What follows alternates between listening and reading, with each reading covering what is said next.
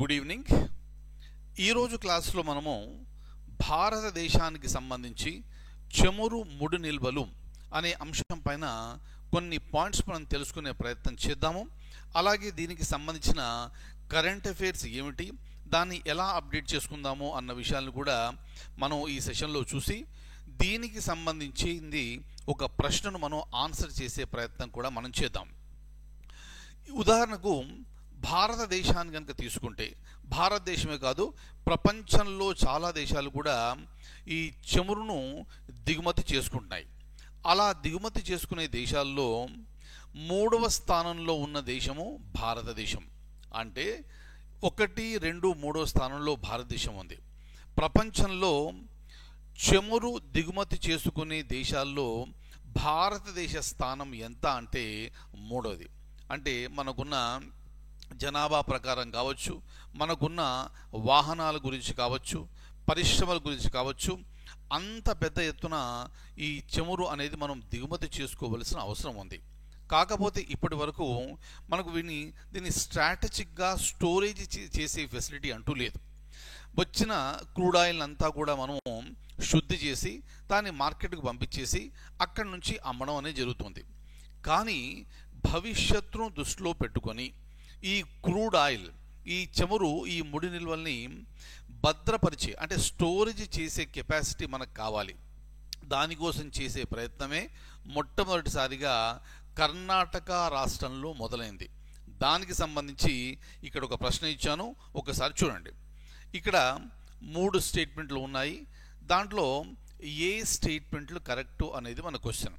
Clear అయితే minimum 2 correct కావచ్చు, లేదా 3 కరెక్ట్ కావచ్చు. దయచేసి జాగ్రత్తగా చూడండి. Indian strategic petroleum reserve limited అనేది వ్యూహాత్మక పెట్రోలియం నిల్వలను నిర్మించడము మరియు నిర్వహించడం కోసము ప్రభుత్వం రూపొందించిన ఎస్పివి. మనం మాట్లాడే ఈ టాపిక్లో మీకు Indian strategic petroleum reserves limited అనే ఒక కంపెనీ కనిపిస్తుంది. అలాగే అదే స్టేట్మెంట్లో చివర మీకు ఎస్పివి అని కనిపిస్తుంది. ఎస్పివి అంటే స్పెషల్ పర్పస్ వెహికల్.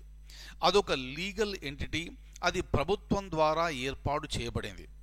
ఇక ఆ లీగల్ ఎంటిటీ, ఆ ఎస్పివి ఏం చేస్తుంది అంటే ఇక్కడ ఈ చమురుని ఎలా నిల్వ చేయాలి, భవిష్యత్తు అవసరాలను దృష్టిలో పెట్టుకుని దానికి సంబంధించిన స్ట్రాటజీస్ అన్ని కూడా రూపొందిస్తుంది.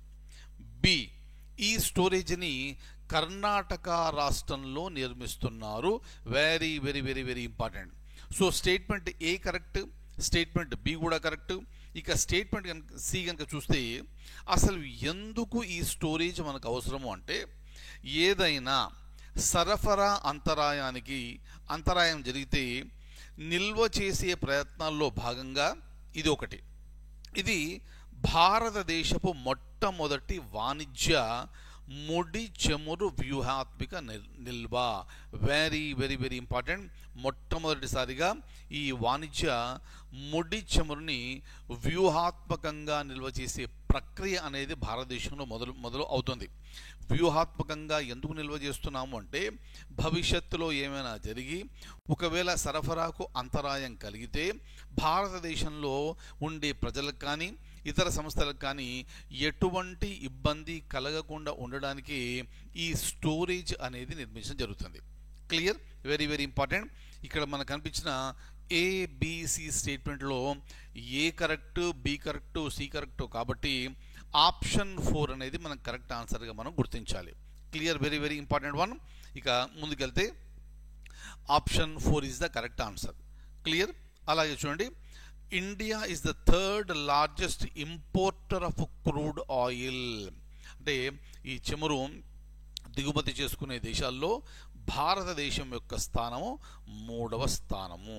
అంటే మన అవసరం అంతా ఉంది, జనాభా అంతా, అలాగే పరిశ్రమలు, ప్రతి చోట కూడా ఈ చమురు అనేది వాడాలి.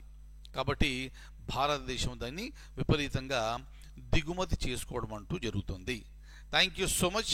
I will see you in the next session.